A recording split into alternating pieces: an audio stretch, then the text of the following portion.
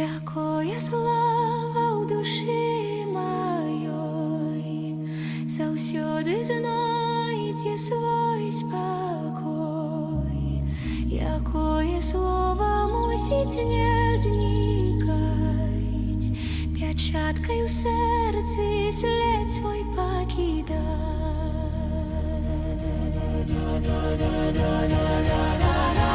Ах, это слово, маці, так